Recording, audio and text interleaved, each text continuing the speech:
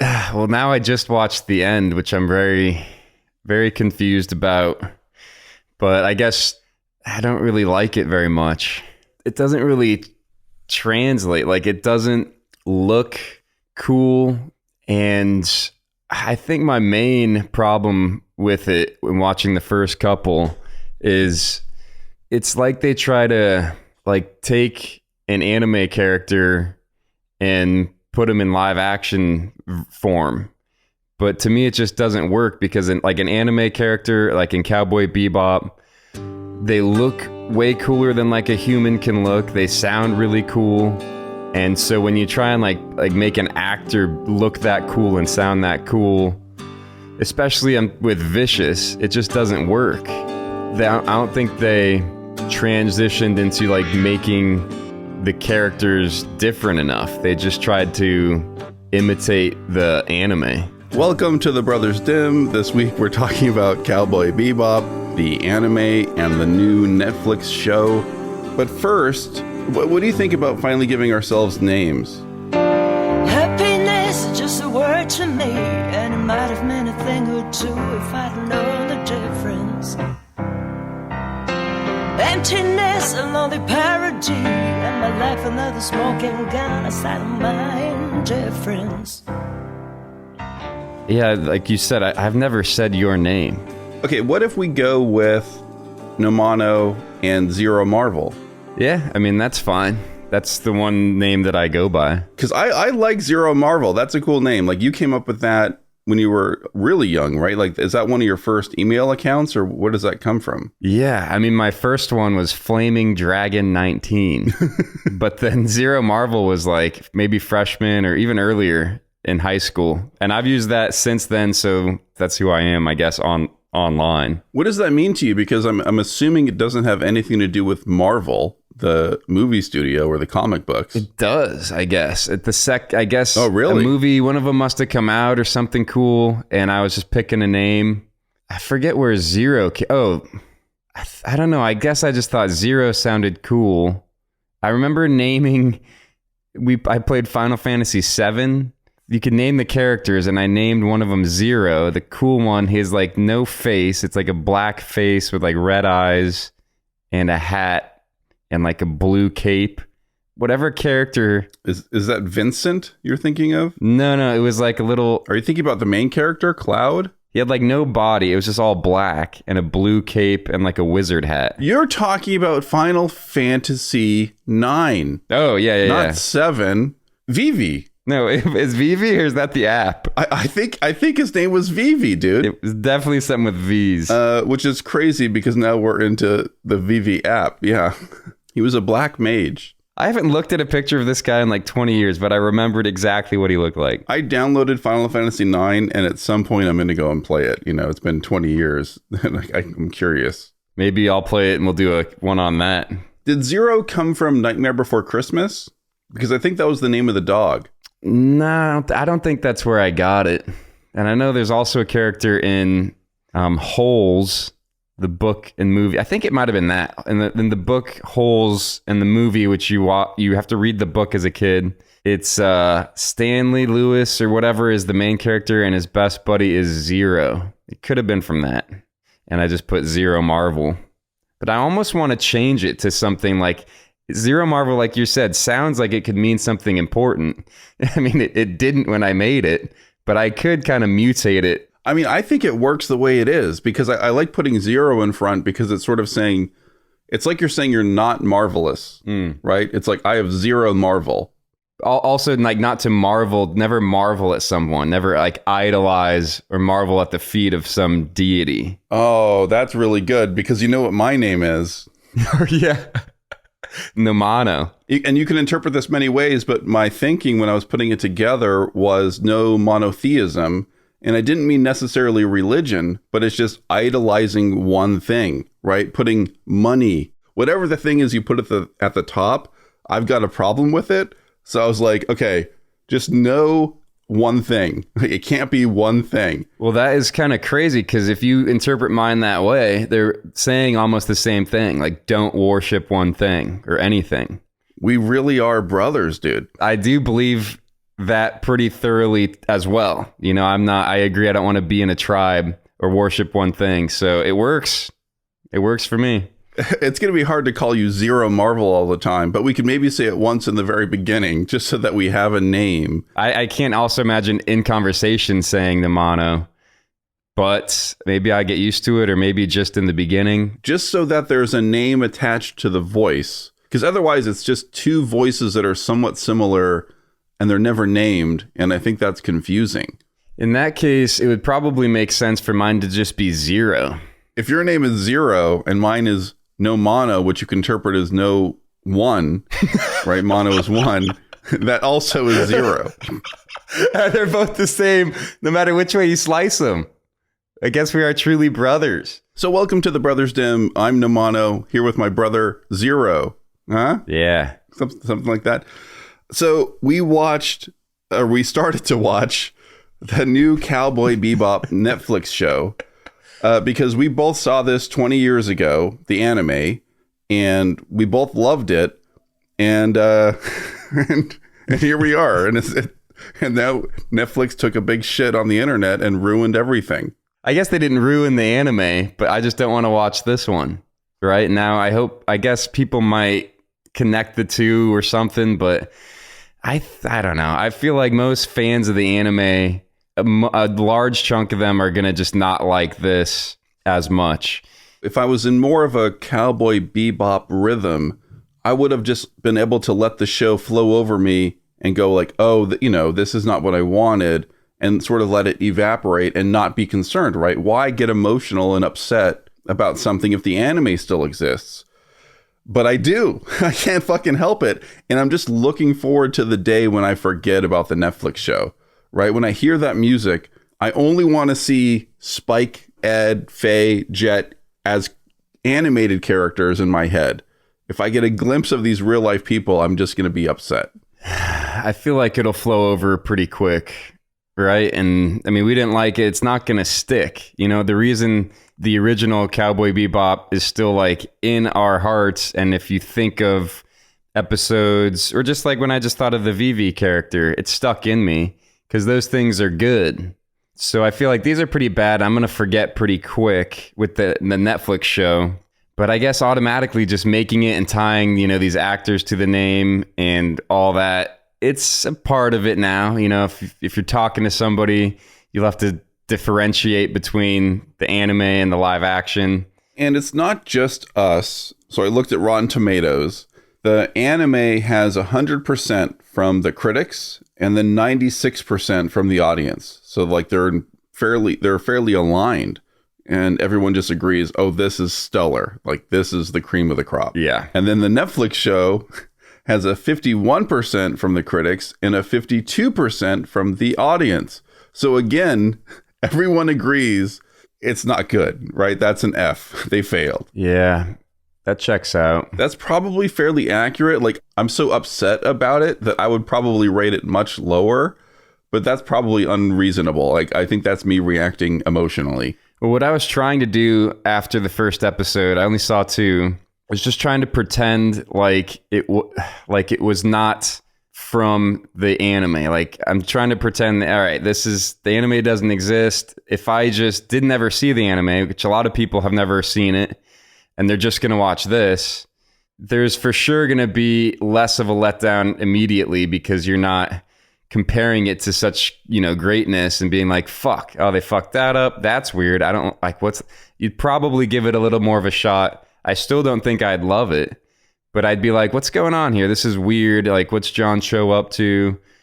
And it's going to have the same flaws, but there will be less exemplified immediately in my face. Right? Because I'm comparing it to something that's good. I also didn't finish it. I watched the first 3 and then I skimmed the rest. But if there was no anime, I feel like I would have watched. I might have gotten that far. I might have gotten 3 episodes in before I said, I can't do this. But it wouldn't have upset me, right? It would just be another one of these shows that I don't care about, right? There's tons of fucking garbage on TV. They're not targeted at me. And they look like garbage and I don't like them. And so I just don't look at them and it doesn't upset me. Yeah. And it feels like this should just be one of those, but I can't let go of that tie to my past, right? Which is a primary theme of this. maybe when we talk it through, I'll get over it, or maybe it's going to take some years, but I hope one day I just get over it and I can embrace the anime and forget about Netflix. If somebody wanted to do Cowboy Bebop, you would hope it was somebody who has a great, soft spot in their heart for it. They love it. Like Dune, for example, and they, want every element to work and they want to make it their own. And I don't know who the team involved in this, but maybe it's more just like, oh, we got the rights to Bebop. That is something that people know about that will make money. And it wasn't necessarily a passion project.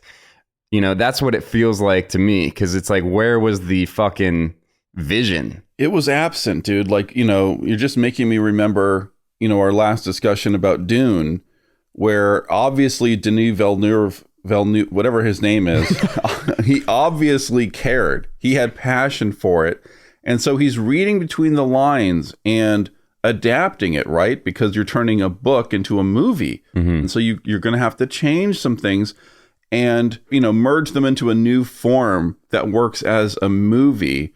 And yeah, when I look at this new Cowboy Bebop, I can't help but think that they're fully gonked. They certainly didn't care about the show, because all of the themes and the mood of the anime is absent from the Netflix show.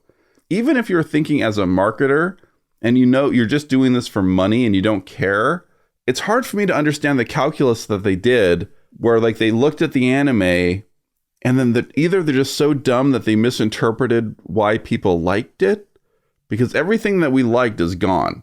It's like, they didn't feel what we felt. Maybe they didn't get Cowboy Bebop. They just know that it's highly popular, even though it's 20 years old, has a big fan base. And so they're like, people like this. I don't really know the deeper meanings or why.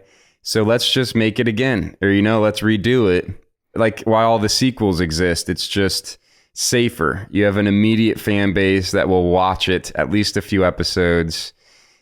And another, maybe I'm just inferring reason they did it is because Cowboy Bebop has so many cool fucking elements. At least in the anime, the way it looks, they're fucking space cowboys. And there's like a cool little bounty hunter show and all these neat villains. It pulls you in to be like, oh wow, it's got a fan base and it could look hella crazy sick if we do it cool live action wise. Gummed up, brain dead, can't decide. You can't pray enough, you can't hide. You can be cool or you can cry. Do it wrong, not at all, or do it right. So let's get into why we fell in love with the anime show when we were younger. And I also showed this to some kids at school, the anime, and they loved it. And I think part of it is it's hitting them emotionally, even if they don't understand the themes. I think when I was younger, I loved it. I didn't necessarily look too deep into it. I couldn't tell you what the point of the show was, right? It just hit me emotionally. And I think that's because it's kind of subtle.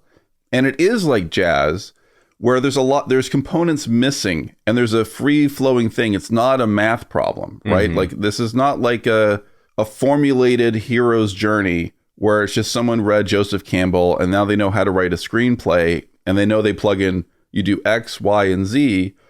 Instead, it's just taking elements from different genres, mixing them together, but then it has its own pacing, right? There's like so much time just left to wander. There's all these like montages where there's not plot or character development happening. You're just with them when they're in a strange new space, and it works. And none of that happened in the Netflix show. That's true. I like that. In the original, I didn't really think about it, but they break all the rules. Like you said, they don't follow the classic structure every time. It works so well because even though they're not following some pattern structure, they're almost like, with the illustrations and everything, they're like giving you a feeling, right? With the music, like I remember watching it and I don't know, this doesn't make sense, but it's like giving me a feeling just watching it on the first viewing of nostalgia, or like I've been to one of these places that they're going. And I don't know why that happened to me, but it's like visually stunning. The music was something I'd never really heard. And I was like, whoa, it hit me. Yeah. Not just on a logical level of like, I'm following it. Cause some of it, I honestly, especially back then, I would watch an episode. I don't really know what happened. Like I couldn't describe it or why it happened. Like, I don't know. They were eating mushrooms and running around. I can't describe what happened. I just know that I liked it. And it gave me some kind of feeling inside that I remembered. So like in the Netflix show, they even talk about jazz. They talk about jazz way more than they do in the anime. I don't think you saw this because it happens a little bit later. Jet goes into jazz and he's breaking it down and describing it. So the people making the show know what jazz is, but it's like someone talking about jazz who has never experienced it. Either, performing, obviously, like that would be fairly unique if you could play jazz, but even experiencing it as a listener, I feel like they don't understand that either.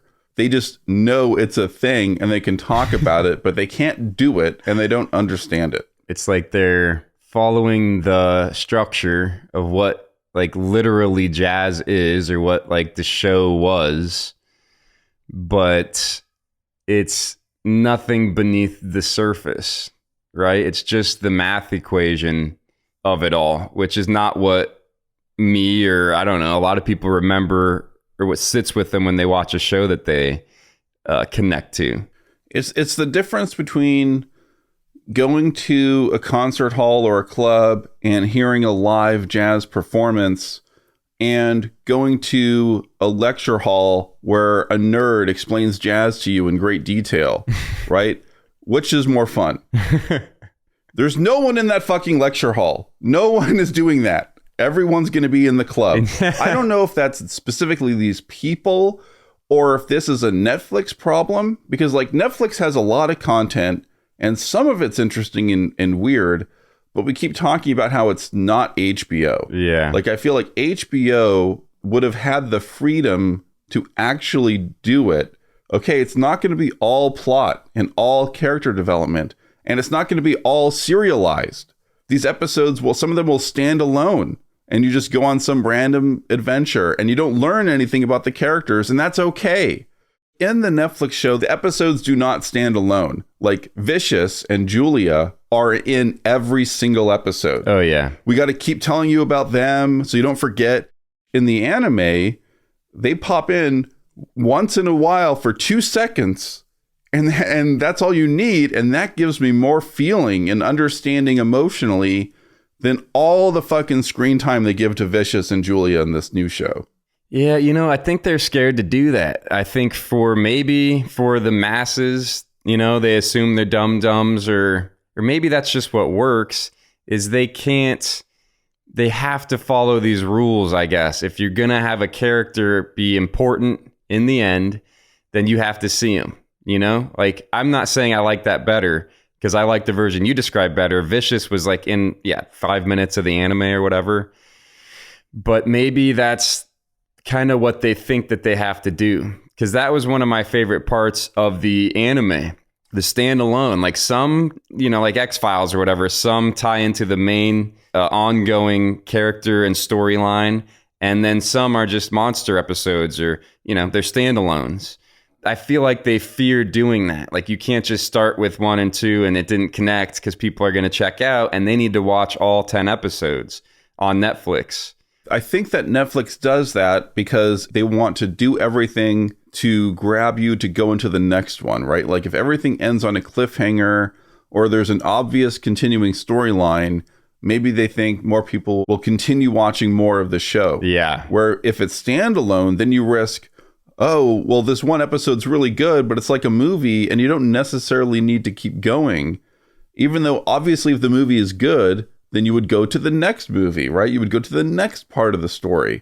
But they're not thinking that way. Like, they have to insert a bunch of connections to just constantly reinforce things to the audience. It feels like these people are fully gonked, now talking down to people that they think are even stupider than they are. You're describing like a societal issue, I think, as well, beyond this. But when you're describing it like that, like you have to end on a cliffhanger, it reminds me of, I listened to a master class of the guy who writes the Goosebumps books, books for kids. And that's one of his lessons is like the chapters have to be short, obviously small words. And he literally kind of ends the chapter on, and then he got hit by someone from behind and he turns around. Who was it? But you don't know. It's a trick to get kids to be like, oh, I got to keep going. It's one of these fucking gimmicks that works, but it's not necessarily good for the audience, right? It's a trick to keep them going. Yeah. I mean, you don't have to do that, to an adult audience that is going to enjoy this type of show. But, well, this comes back to, like you said, you can kind of go into a hall and, listen to a nerd talk about what jazz is, or you go into a jazz hall and like experience it. And you keep saying a few things that make me think beyond Cowboy Bebop of some like almost cultural issues where I talk to people now and they're saying things that I guess make logical math sense, but there's no substance beneath it. It's like I'm hearing that you're describing something maybe you heard like in the news or this, and it makes sense. Like I see what you're connecting pieces, but I've always been like personally more, I have to experience things to understand them. And I feel like this is like a divide, whereas like people are describing things logically without feeling like what they're describing. Like, what does that mean? Like, how do you feel about that? Like, it makes sense. And people are telling you, oh yeah, that makes sense. Yeah, this is something you can say that's smart. But what are you saying? Like, I don't feel it and I can't connect to these type of people.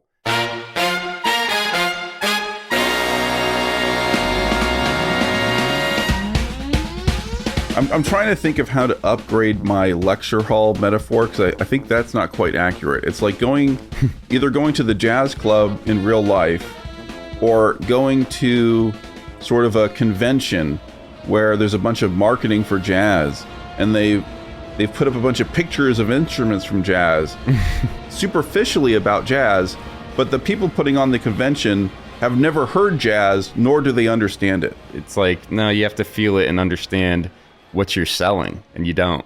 I'm complaining about the serialized nature of this new show where they have to have these threads to remind the audience and hook you to the next episode. And what that leaves out is those standalone episodes that get to have their own unique theme, right? It'll have its own little story that actually has a point to it. Right. Like that's teaching you a bigger lesson about life, or just giving you a more specific feeling that's not tied to the main storyline.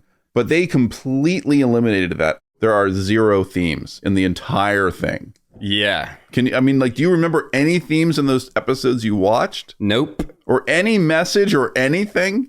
And to kind of drill that point home, I want to talk quickly about one episode in the anime. I'll just say a couple quotes from it. So, and this has nothing to do with the characters or anything. It's just like you said, it's a standalone episode that had a crazy theme in it that they explored in the world of Cowboy Bebop. And it was called Brain Scratch, number 23. This guy started a cult. He was in a coma, and then he like attached to the internet, and he sucked all these people into a cult. But yeah, here's the quote from it real quick. Why do people believe in God? Because they want to. It's not easy living in such an ugly, corrupt world. There is no certainty and nothing to hope for. People are lost, so they reach out. Don't you get it? God didn't create humans. No, it's humans who created God. That's in the anime. And then later in that same episode, he goes, do you know the greatest and worst device humans ever invented? It's television. Television controls people by bombarding them with information until they lose their sense of reality. Now, television itself has become the new religion. Television has created a people who believe instantly in dramatic fantasies, who can be controlled by tiny dots of light.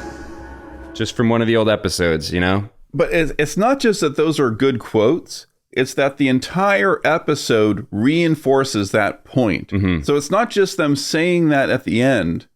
It's you actually have the experience of, in that episode, learning about the cult. There's a bunch of broadcasts. You end up watching a bunch of TV during the episode and seeing how it's affecting people. And like, you go on this whole journey just to arrive at those points. So guess what? Something you missed in this new Netflix show, they did that episode. And everything that you just mentioned is gone. So the way that they do the new episode, you don't see a cult. You don't see anything. It's Spike goes to a building where there's an AI, running whatever the program, and it gets them to sit in a chair. And then the whole episode, it's not about television. It's not about us creating God or any of this. The whole episode is he goes into a simulation. He's like stuck in a time loop with Julia. And at the end of every loop, Vicious kills her. So there's no point to it except for character development, right? So they're doing two things that are awful at the same time. They're removing the themes that I want, and what they put in its place is character development that I don't want.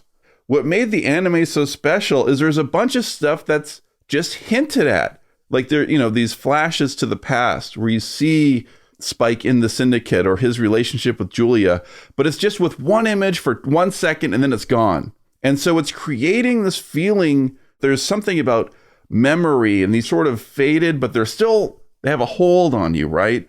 I mean, that's baked into the way the anime works. We don't have to explain what happened. We're giving you the experience of having a flashback instead of actually spending an entire episode going into the past, which in this Netflix show, they do. There's a whole episode that's just Spike and Vicious and Julia and the Syndicate and all the bullshit, explaining everything. And by doing that, I think they're entirely missing the point that it's about the past. It's about something that already happened, that now there's just fleeting moments of it, but we can't actually go back to it. That's the whole point of the show. How could you miss the entire point of the show? What the fuck is going on? It seems important that element is there, that they don't, show it too much, but they show how the past, in just glimpses, affects the characters today, Spike and Jet and Faye. That seems to be an important element. You can develop a character like Julia or Vicious without them really being there, by it affecting the character, obviously. And then when you see the Julia or whoever, you haven't really got to know him very much, but you know how much it means to the main character, and that's a real big moment, and that's kind of gone when you just spoon feed the past to us so we don't miss anything. The more you explain, the less I care. One of the main themes of the anime is you kind of have to deal with your past, or they kind of get stuck in their past and they kind of try and forget it or kind of run away, but it always catches up in some way or another. You can't run away, I guess, or you have to face it and figure out how you feel about the past and, decide how to move forward instead of just kind of running away.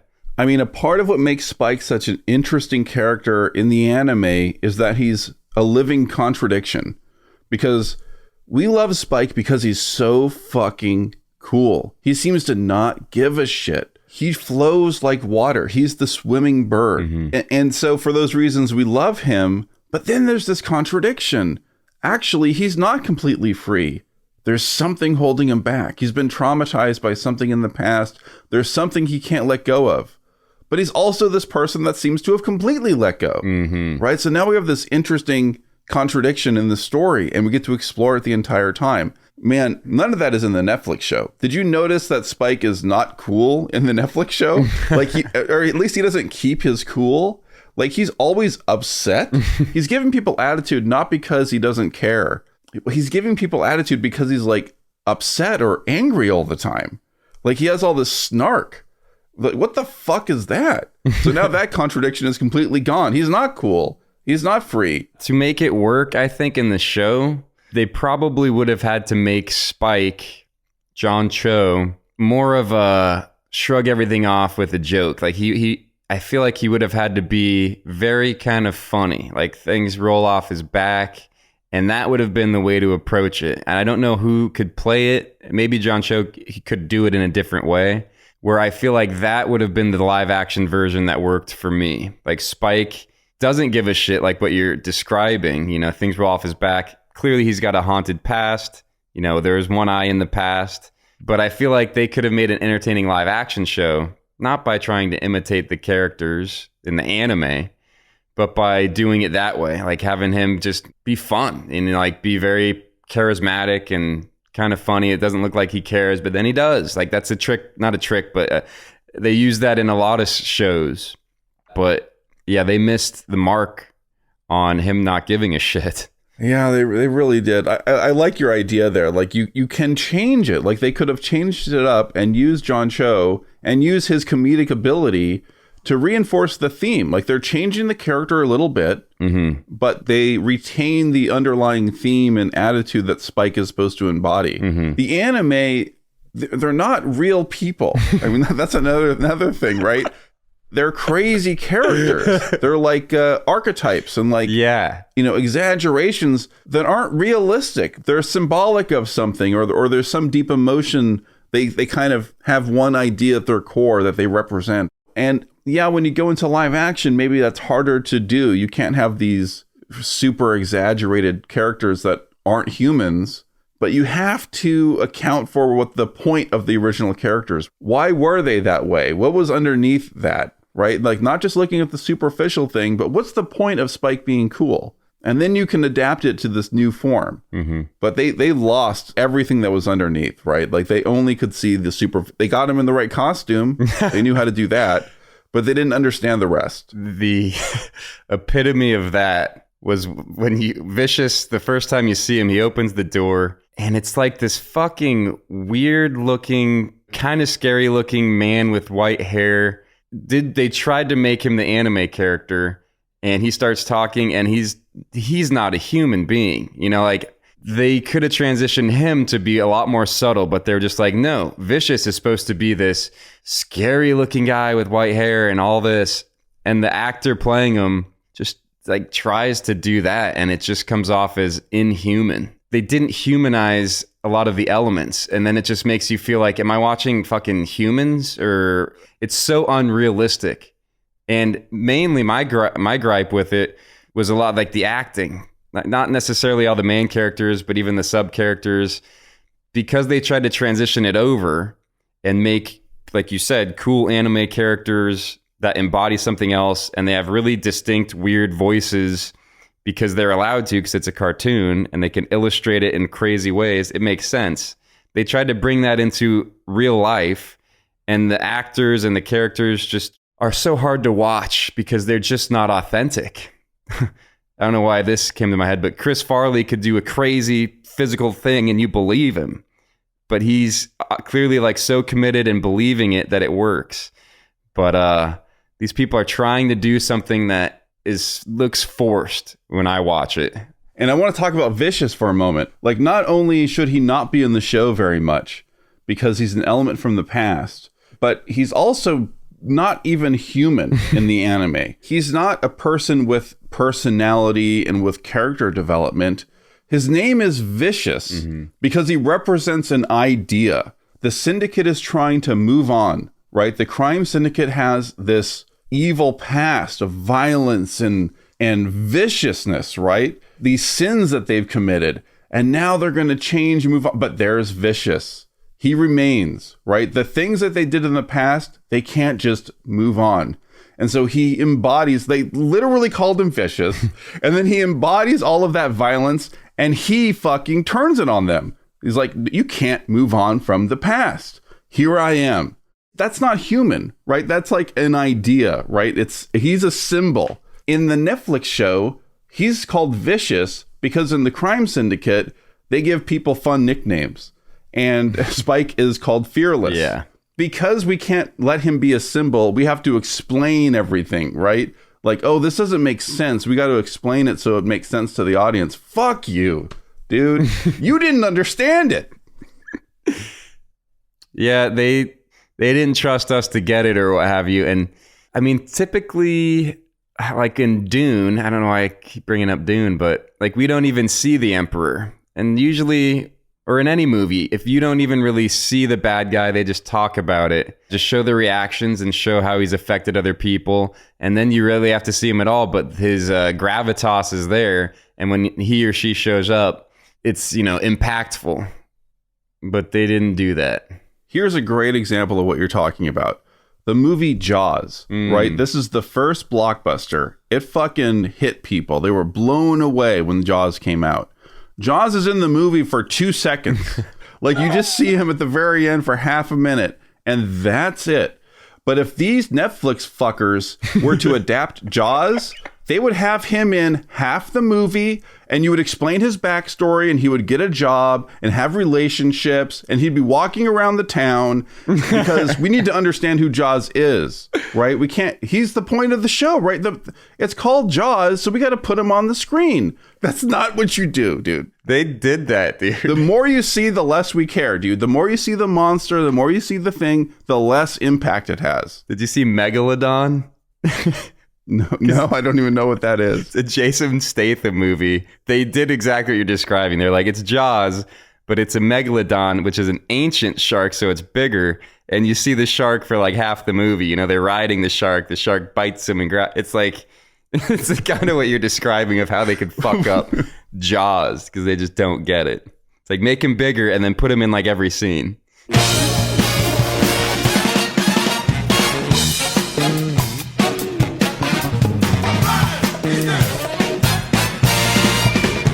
And I'm thinking like of Sin City. They adapted a manga to a movie, and it looked hella fucking good. Or like they just lit it, so it looked dramatic, like in the manga. It's a comic book. Yeah, yeah. Or no, it's a graphic novel. I got that. Graphic novel. I was trying to think of that.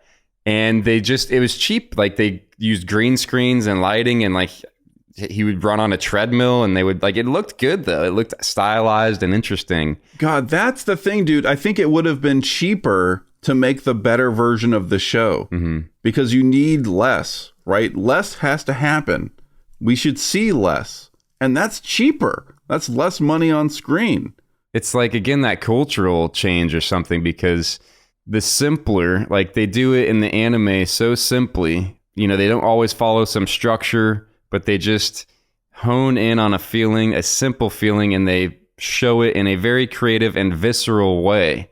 And yeah, they just put a lot of care into figuring out how to express that feeling in a way that anyone can kind of understand. And like you said, even though I didn't really catch a lot of the deeper meanings as a kid, they still got in there and they resonated. Right. The point of these movies and TV shows and stories and books is to make you feel something, right? I don't want to read a textbook. I want to go and have an experience that I haven't had before. And, the way they handled the past in the anime series is giving you the feeling that you're supposed to have without you understanding everything, right? And then the Netflix is literally the opposite. We need to have you understand everything, and therefore you're not going to have the feeling. If they do go into family in the next season, if it goes on Netflix, I feel like it's going to be like the Fast and the Furious. They're just going to be like family. Everything's about family. In the show, in the anime, I don't think they ever really say, oh, we're like a family in here and shit. They're always arguing. Spike's always leaving, Faye's always leaving, and Jet gets upset, because he's like the dad of the group. They never say it, but you just get the feeling like they are a ragtag group that kind of need each other. They have similar haunted pasts. They're not family by blood or anything. They're the family they chose. And, they argue on the boat, and they argue about food, and then one leaves, and you get the sense that one's upset without them fucking beating it over the head like, but we're a family and shit. They are showing you that they're a family, not telling you that they're a family. Yeah. Netflix is going to tell you they're a family and then forget to show you. You also mentioned the hunger that they all have. We haven't talked about this before. So like, why do you think that's always in there? Why are they always hungry and out for food? I love that they're always hungry, because it adds to me an element of like stakes, of importance. It just like puts me in like a survival type of mode. They're living paycheck to paycheck. They're scrapping along, trying to get bounties. it's important that they do catch somebody because they need to eat to survive. It's so simple a thing, the fact that they're always starving, but I feel like there's so much in there. I like what you said about it, like the practicality of like, we got to deal with this very, very base human need. But I think there's something to the fact that like their stomachs are always empty, like they're missing something, right? Like they're seeking out food, but they're also seeking out something in their lives. They're all like traumatized from the past and they're running away in various ways or whatever. And they're all seeking something, right? There's got to be something out there to satiate me, and they never fucking get it. There's a lot of visuals too. Like he got like one piece of broccoli and they're always stomachs grumbling. And whenever they're eating a lot, you're like, all right, they finally get to eat some food. And it's metaphorical. Like they have an emptiness inside them that they can't fill, by avoiding it. And even a real life thing, it's like, I watch it and I almost, we eat 3 meals a day or 2 or whatever. We're like never hungry. And I experiment a little bit in fasting and stuff. And when I get really hungry, different things like happen to my mind. Like when I'm not filling it with food, I kind of like, I'm starving, I guess, or just for like a couple of days. But you go through different emotions. Like you process things from a while ago. To me, that's the experience I've genuinely had. I can't really give details, but it's something happens when you deprive yourself of that, and you have to deal with things that maybe you're filling by distractions, by just eating or whatever. So I think there's a lot to that one simple element in the show, and they didn't really. I think he talks about it in the Netflix show, like I want noodles, but you definitely did not get what they did in the anime. Well, yeah, like in the anime, it's one of those magical things about keeping it vague. We can read all of this stuff into it, right? It's like a feeling or a symbol or a metaphor or something, and it's not overly explained, right? So we're just making guesses and we're reacting to the way it made us feel and trying to read into it. In the Netflix show, it's just, Spike liked noodles. Yeah, Spike liked noodles. He get noodles because they saw him eat noodles in the anime, but they didn't understand. Oh, fuck me! I can't not get upset at these fucking people.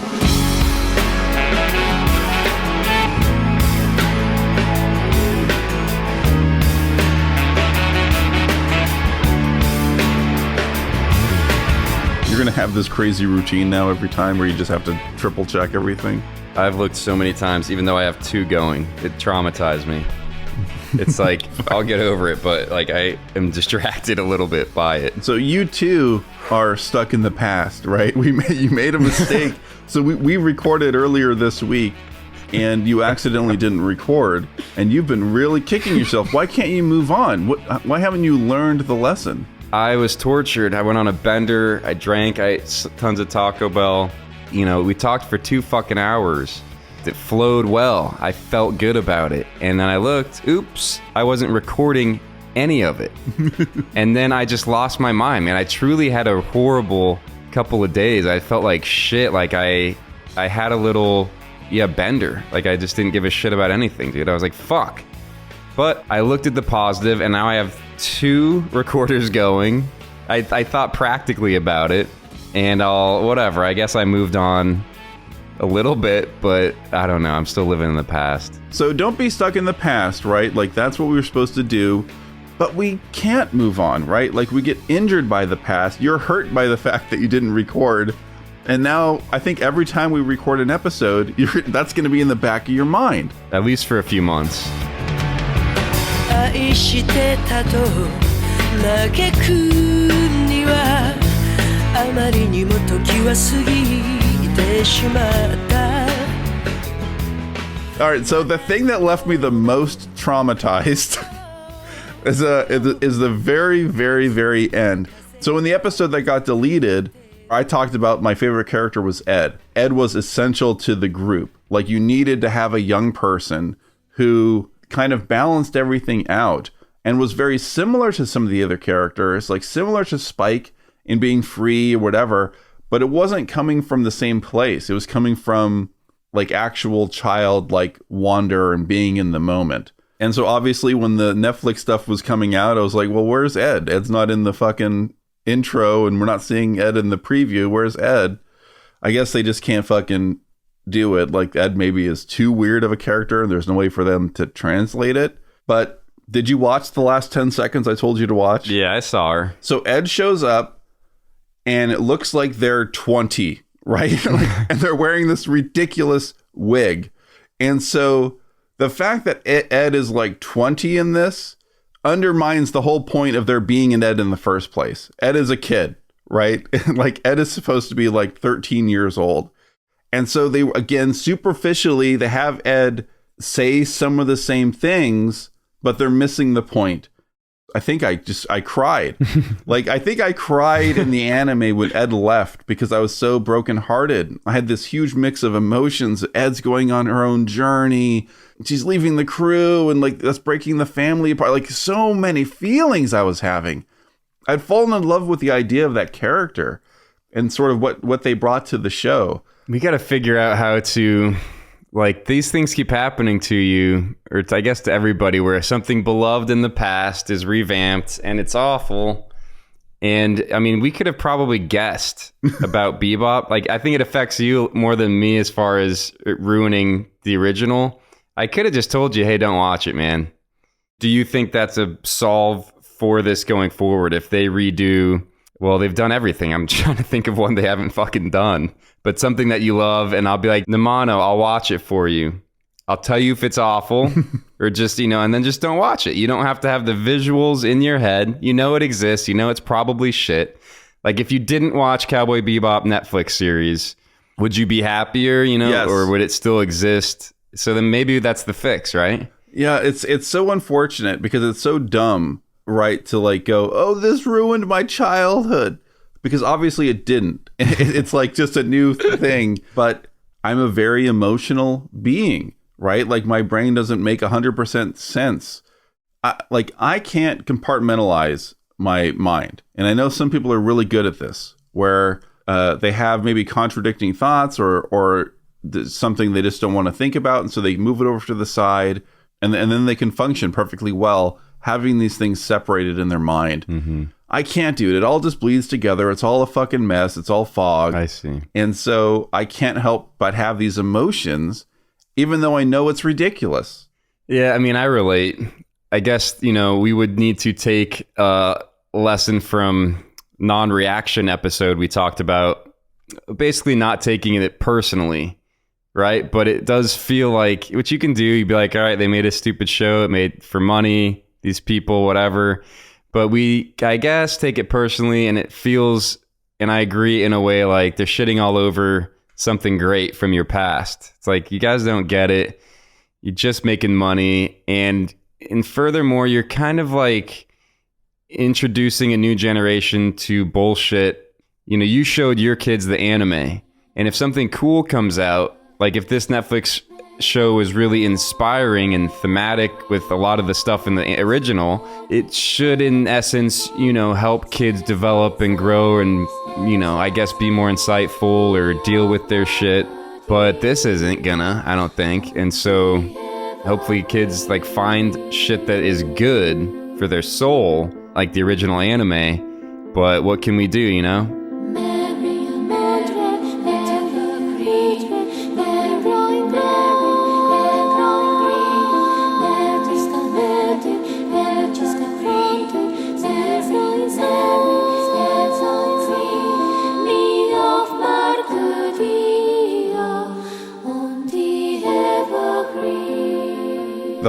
I skimmed it and I got to the end and I saw Ed and I was extremely upset. But I'm left thinking like, well, why couldn't they cast a young person? I guess maybe it's hard to work with kids, blah, blah, blah. And then to get the fucking taste of this out of my mouth, I watched Ghostbusters Afterlife. Whoa. And it was like medicine because I was just so emotionally distraught and like just in such a disgusting place in my heart after watching the Netflix show. And then I watched Ghostbusters. Oh, and it lightened the load. And it did what movies are supposed to do. And it took me into a new place. And I was, I went on this journey. And the main character is a 12-year-old girl. And she carries the weight of the entire movie. Whoa. That's weird. They just put a whole movie on the back of this 12-year-old girl. So wait a second. You can cast a young person. And by the way, had they cast a 20-year-old and then she's playing like she's 12, it no longer works.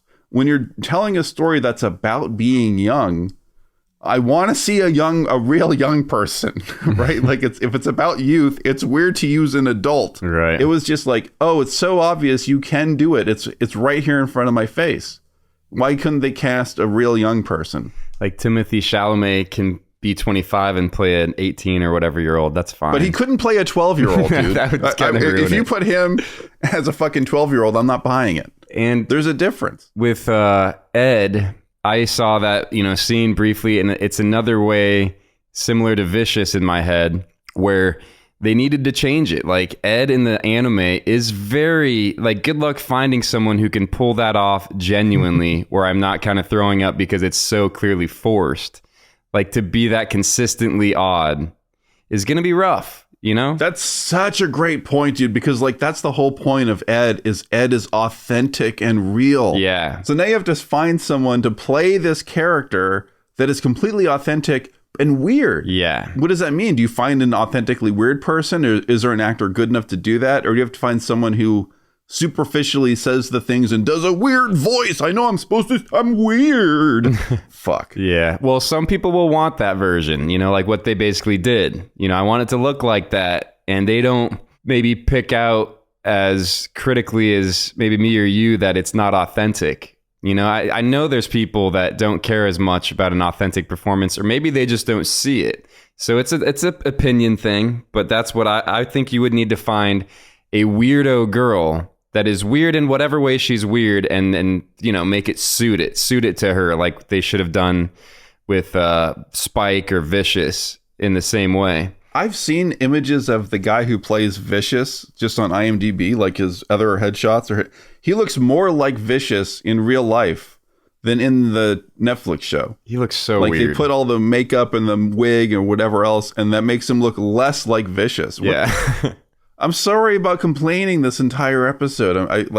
I can't help it. I fucking hated this thing. Well, not the whole episode, because when we talk about the anime, it's like a shining, shimmering light, which we love. I mean, if you're listening to this and for some reason you haven't seen the anime, go back and watch it. Like we've spoiled nothing because it's not about... Watch it first. Don't watch Netflix at all. In fact, cancel your Netflix subscription. They're just taking shits in our minds. And they're going to continue to do that. They're not going to give us any golden nuggets. It's not happening, guys. Get HBO. Subscribe to the Criterion Collection. Or go see a real movie. You can do it. Get rid of Netflix. Trying to end on a good note of, even on the Netflix show, to pick out some stuff that was okay, that was interesting. Jet was a cool actor in the Netflix show. And he actually even sounded like Jet. Like he had the voice, and yeah, he was good. Exactly, and it wasn't forced. I mean, they fucked up his character, but they fucked it up in the script. I don't even know if I would necessarily blame any of the actors here. I think the script is so bad that there's nothing they can do. Yeah, I agree. So would it bug you then? Is it so spoiled that if I end this episode with "See You, Space Cowboy," are you going to be thinking about the fucking Netflix one and be like, shut up? Or are you going to be like, yeah, it's still cool?